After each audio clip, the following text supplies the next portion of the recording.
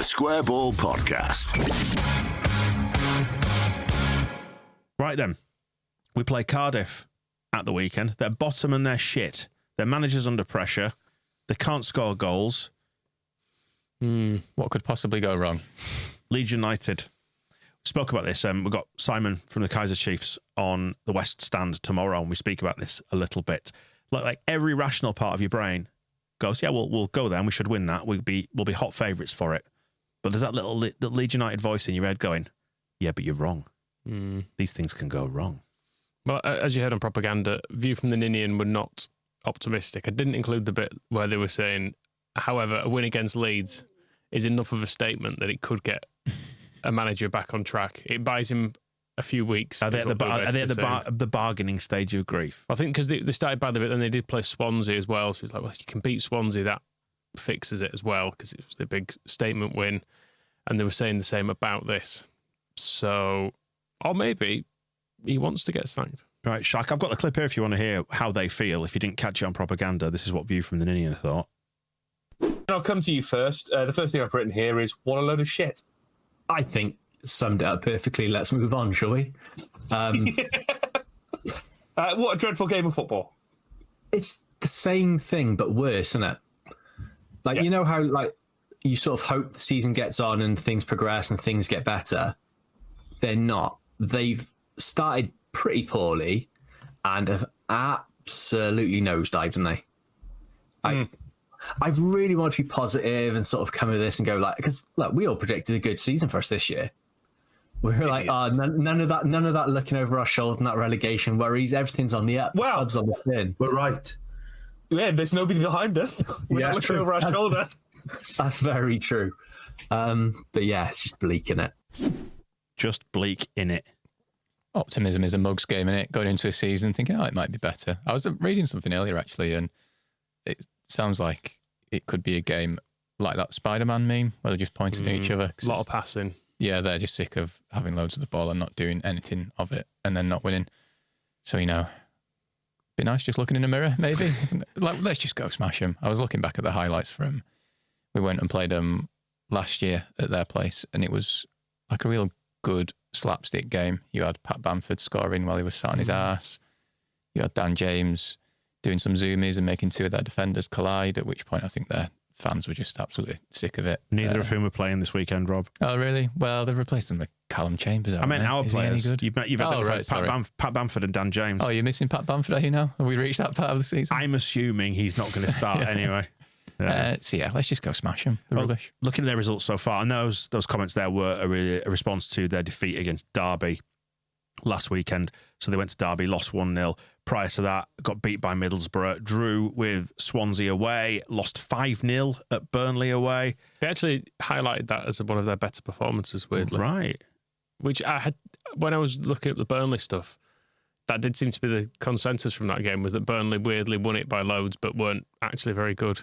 Just took all the chances. Yeah. That's a bit mean, isn't it? But yeah, Cardiff's game against Derby, they lost at the weekend, 64% possession, 0 big chances. Derby, 36% possession, 3 big chances, and did indeed win the game. And their season opener was at home to Sunderland, who they lost to. So they've actually faced quite a lot of decent sides already. So Sunderland, Burnley, Borough, not Derby, obviously. So it's us. So this party goes, well, we're a decent side, so hopefully we should repeat the pattern. But then this party thinks, oh, well, they'll come up against us and everything will change. It should be set up for us to win this.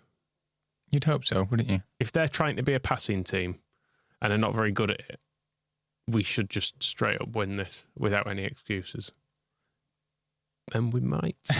I'm quite confident. I think if it wasn't Cardiff, you'd be a lot more confident, but you do just feel Cardiff. But then at the same time, Steve Morrison's not their manager anymore. Neil Harris isn't their manager anymore. Neil Warnock isn't their manager anymore. So again, that gives me confidence. I think we were saying last year when we played them, they're not as champo bastardy as they used to be. No. And it's like Joe Rawls, who I feel like has been there years, but I don't actually know anything about. Yeah, I also couldn't tell you a single thing about him. What's your favourite thing about Joe Rawls? It's got quite a short name. Cool. Yeah. So you can write that quickly. All right, yeah. Yeah, the 5-0 defeat against Burnley, they had the most possession in that as well. Right. And Burnley scored 5 from an XG of 0.81.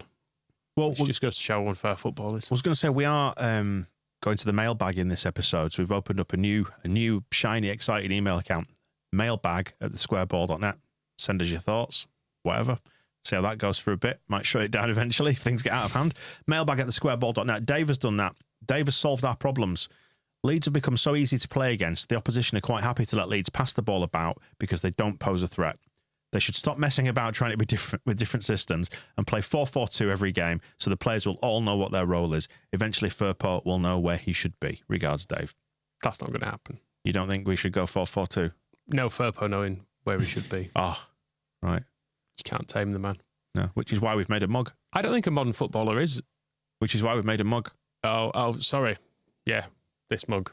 Which, if you're on the video, you can see. If not, you'll just have to imagine it with your brain if you're listening. It says, "You've seen Firpo, now F off home." Oh, goodness me. It's got a nice little, "How may I assist you?" Junior dressed as a waiter. But it started out the letters of fuck, so you won't offend your mother-in-law. Or your children. You can say it says something else. Yeah. Where were we? We were talking about... 4-4-2. Yeah. I don't think that's the default formation these days, is it, for a young footballer? They'd probably be confused by it. I mean, we flirted with that when Big Sam got here. That was sort of the avenue to that, wasn't it? I did say earlier in the season, if we are going to fuck about with Pirro at 10, just do 4-4-2. It probably would be better. But I think if you were going to do that system and play Firpo, he would be one of the two, wouldn't he? If he wanted. Yeah. Exactly, yeah. If he wanted. How do we approach this game? Because there's Dave's saying that like the opposition are quite happy to let Leeds pass the ball about because we don't pose a threat. I don't think that's necessarily true. I think we do pose a threat when we pass it about. It's just that we didn't pose enough of a threat against Burnley. I mean, we did first half. That was fine. Across the season, if you always play like we did in the first half, you will win pretty much every game because we were dominant, we had chances, should have had a penalty, could have been all done. It was the second half that was the problem.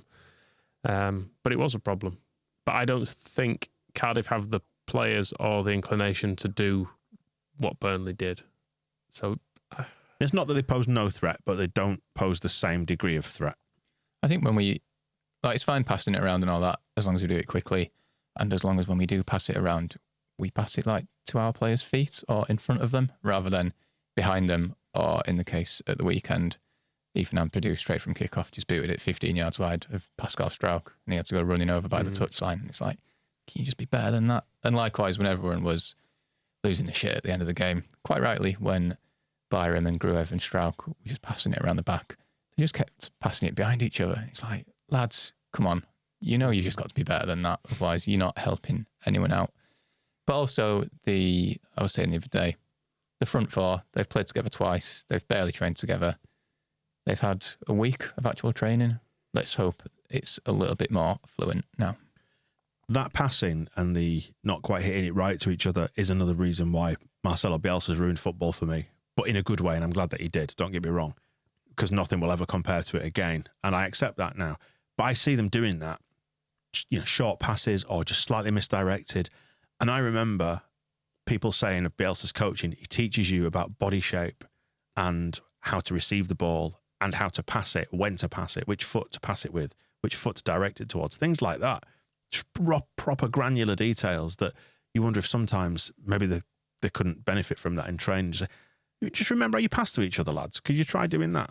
Yeah, I think straight from kickoff, though, Ethan Ampadu should know I'm not going to kick it towards the touchline when he stood right in front of me. And likewise, when Strauch did run and get the ball, it went back to Meslier, who then tried to give it back to Strauch, and he booted it out for a throw-in. And again, you think, I mean, maybe all the signs were there that it wasn't going to be a fun day on Saturday. So yeah, just be better than that and it would help. It's hard to know as a manager, isn't it, what you meant to shout at that point. It's like, don't do that. Do it better.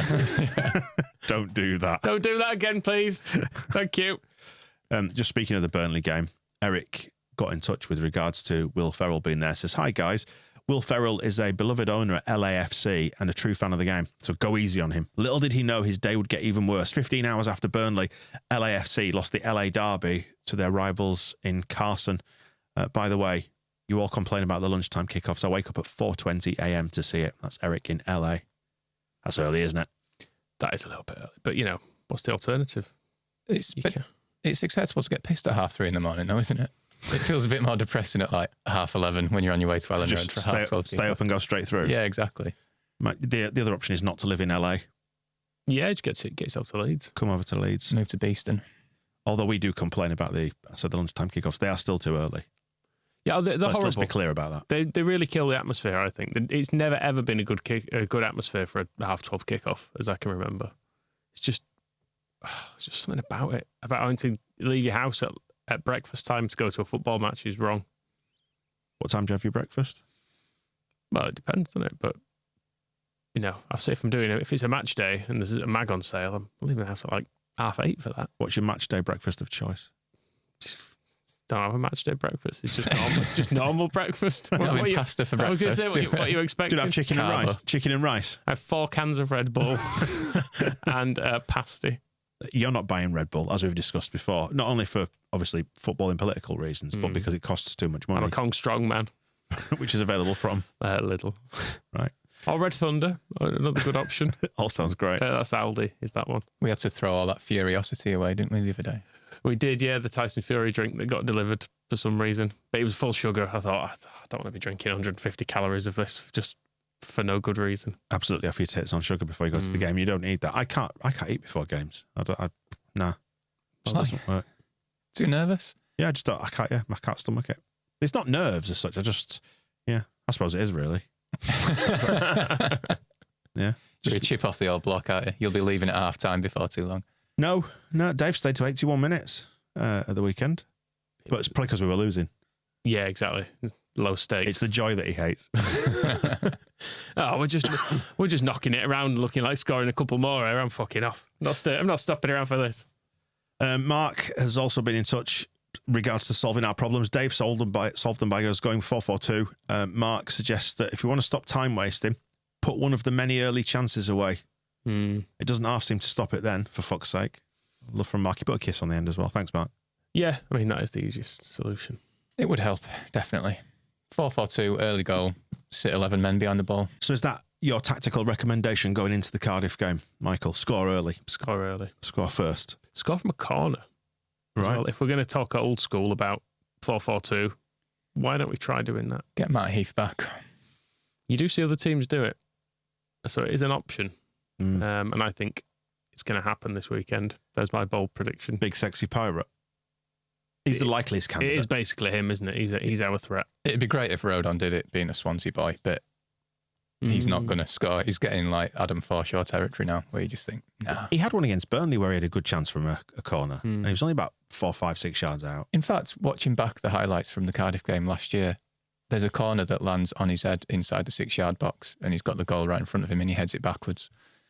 Which, yeah, just head it forwards maybe next time. The old Toblerone head. 50p head. What are you doing on Saturday then with Leeds United? 3 o'clock kickoff for us, which means 7 a.m., 8 o'clock, 7 in LA.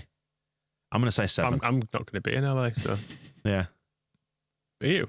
No. No, okay, cool. No. Just you asked me what I was going to be doing for it, as if I was going to have to go to LA. I will go to LA if I can expense the trip. Right. Does Eric want to fly us out? And we'll experience the 4:20 get up ourselves. That's a good point. Yeah, do a very, very tired match ball. You can prove how difficult it is by flying us out there, putting us up for 2 weeks in some nice accommodation. Yeah. We only need single rooms. We can even do twin rooms because we're absolutely not bringing the families, are we? Oh God, no! You can. But if you could lay on some food for free bar while we're there, an all-inclusive trip is what I'm after, basically. Right. And we'll tell you how hard it is. And in exchange, we'll bring you a Furpo mug? Furpo mug. 2 Furpo mugs. Wow. Unless they get confiscated at customs. Oh, as long as we've got them in stock, because they are flying out. So that's true. Yes. But back to the game. Do you make any changes? Legit question. Do you actually do anything different with the team, or do you just go again? I mean, I would, but... Well, you would change What would you do? I'd bring in a more attacking option in midfield. I'd bring whoever he feels better, who's better equipped out of Rothwell and Tanaka. I would bring one of them in for... Well, it depends if Ampadu's fit, I guess, because he was a bit injured, wasn't he, in the last game. But we've got a Tanaka exclusive on tomorrow's show with Simon, by the way, haven't we? We recorded it before this. This is true. Yeah. Explosive stuff. Yeah. Spotted out in the wild. You'll never guess where. That's my clickbait headline for you. Sorry, go on. But yeah, so I'd just put one of them in midfield just so we've got someone who is a bit more progressive in there. but probably Grueff, because if Ampadu's fit, he's going to play. Right. I mean, I'm sorry to Grueff, because I do like him, but there's just a bit too much sideways in that midfield. Right, yeah, I think it'll be the same 11. What about you? Oh, it will be, yeah. It will be the same 11, yeah. I'm intrigued. Yeah, it would be nice to see a slightly different midfield. I am intrigued how Tanaka has been anointed our hero and saviour after we've seen him for about 10 minutes. I saw a shit clickbait interview with Paul Robinson, our former goalkeeper, and I know he does talk bollocks a lot, but he was saying Tanaka's one of the fittest players he's ever seen. I was like, but you've seen him play for 10 minutes. How the hell do you know that? But if he is the fittest player he's ever seen, then yeah, let's get him in the team. Maybe it means fit in the sort of like sexy way. Potentially, yeah. He does have a good haircut. Yeah, but if you've seen next to Pascal, he's not going to be the one you mentioned, is he? Yeah, how can you speak for his tastes? No, I suppose so. Yeah, yeah. I'd go Pascal personally, but you know, yeah. What can you do? Would you start a new life with Pascal if he offered you one? Yes, right, undoubtedly so. Yeah, I think it'll be the same team. Well, should all things being equal, win. You know, but in that football-y way, you can never guarantee it, can you? So and we're also around the changes. Yeah, we've not yet heard Farke's presser, so there may be 8 changes if everyone's got the shits or something, as occasionally happens. But yeah, I don't see him changing anything. Do you get that anymore? An outbreak of virus in the camp? It was normally around international breaks at like Man United, wasn't it? Yeah, when people had to withdraw from the squad but would be fit for the next game. Yeah, that sort of stuff. The Tottenham one was good, wasn't it? Yeah. Was it a dodgy lasagna or something? Yeah. That was class. Yeah, I can't remember us really having anything like that. Which is a miracle when Chilino was cooking for him at some point. Final one from the mailbag. Then we're happy to draw a line under Cardiff and just say, just go win it, dickhead. Just win it, yeah. Yeah. Yeah? Yeah, 3-0 leads. We're going to do it. Fine. Ian, in other news, has contacted us, mailbag at thesquareball.net. Revenge, pettiness, exactly what football's all about. It's what being a Leeds United fan's about, isn't it? If we can't be happy, nobody can be happy. So this is an interesting tale from Ian's life. Took me a little bit of Googling afterwards just to join the dots, but come on board and enjoy the ride with me. Thank you for the lovely podcast. Thank you, Ian. When I am listening, my wife says, it isn't those silly swearing men again, is it? It fucking is. A couple of weeks ago at work, this is at a college, we had a training day with a guest speaker. He told us he'd been educated at the School of Hard Knocks and finally became a teacher at the chalk face in the mean streets of Filey, which Ian has put Battyland, David Battyland, in brackets, where even the candy floss tastes of salt. He became an education leader, that's in air quotes, a man who specialises in giving 16-year-olds a second chance, seeing the good in them. At the end, he said, anybody got any questions? And Ian said, I had one. On reflection, do you think you could have given a 16-year-old Simon Walton a second chance instead of sending him off in a pre-season friendly 20 years ago? Yes, it was the very full of himself, Matt Messias, who, a little bit of Googling tells me, is a former Premier League and Football League referee from York. And a heartless bastard, clearly. A Leeds-hating bastard? I mean, they all are, aren't they? Yeah. I once chatted to Simon Walton about this. You can read it on the blog. And I think he quite enjoyed getting sent off, actually, because he was like, I've never seen someone get a standing ovation after being sent off. And yeah, he was 16 years old, first game at Ellen Road, and the whole crowd stood and applauded him. I think including Paul Butler, who was the captain. Was that the Valencia? Is it Valencia? Am I right? Yeah. He was 16 years old. They were asking before the game if we get a penalty, who fancies it? And he was like, yeah, I'll have it. And then we did get a penalty, and I think Simon Walton wasn't expecting anyone to have taken him seriously. And again, Paul Butler just slammed the ball in his chest, was like, there you go, mate, you take it. And he took a very good one and scored it. Nobody wants to see a red card in a pre-season friendly, unless it's this season's pre-season friendly against Valencia, of course, when that dickhead got sent off for them, which was really funny. He did deserve it. Yeah. He's been arrested on something horrible as well, hasn't he, fairly recently? Oh, really? I can't remember exactly what it is, so I don't want to speculate, but yeah. No, speculate, go on. Let's just say I've got him marked out as a dickhead, Rob. Okay, and that's as far as I'm prepared to go, based on the football alone. Yes. I'm not sure about Matt Messias. His website, anecdotes and tales from an elite sporting life. You're a referee, mate. You're a referee. Jesus. I'm going to say, I know, yeah, if you I suppose if you refereed at a high level, you could say that, but no one wants you there, really. You're a necessary part of it. You're not an athlete. You're admittedly a facilitator of the football. Yeah, I think Wikipedia, there's quite a long Wikipedia page that he's got, and it looks like a bit of it might have been written by himself, but I'm ignoring all the stuff that talks about his career progress up through the leagues and all that, and I'm just concentrating on this bit, and I think Wikipedia has his number.